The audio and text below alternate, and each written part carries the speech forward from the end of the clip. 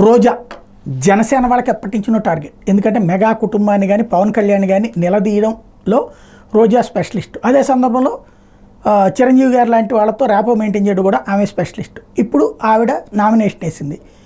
అందులో నుంచి అంటే తెలుగుదేశం వాళ్ళకి ఎట్లా కోపపడదు. ఒకప్పుడు తెలుగు మహిళా అధ్యక్షురాలిగా ఆవిడ చేసిన వ్యాఖ్యలు మెగా కుటుంబానికి కోపం వస్తే, లేకపోతే జన సైనికులకి ఆనాటి ప్రజారాజ్యం వాళ్ళకి కోపం వస్తే, తర్వాత తెలుగుదేశం నుండి ఆవిడ వైఎస్ఆర్ కాంగ్రెస్ పార్టీలోకి వచ్చి గెలిచిన దగ్గర నుంచి రోజా మీద తెలుగుదేశం వాళ్ళకి కోపం ఉంది. ఇప్పుడు ఆ ఇద్దరు ఒకటయ్యారు కాబట్టి రోజాకి సంబంధించిన కొత్త లెక్కలు బయటికి తీస్తున్నారు. రోజాకి సంబంధించి తాజాగా ఇచ్చిన అఫిడవిట్లో 2019 తర్వాత 9 లగ్జరీ కార్లు కొన్నదని, భర్త పేరుతో 6.4 ఎకరాలు కొన్నదన్నది ఒకటైతే, 24,02,480 రూపాయలు మార్గదర్శి చిట్ ఫండ్స్లో, అంటే ఏ చిట్స్లోనైతే ఓ పక్కన తేడా జరుగుతోందంటూ ఇక్కడ వైఎస్ఆర్ కాంగ్రెస్ పార్టీ ప్రభుత్వం విరుచుకుపడుతూ యాక్షన్ తీసుకుంటుందో దానికి సంబంధించిన హైదరాబాద్ బ్రాంచ్లో చిట్లో తను వేసున్నది రోజా.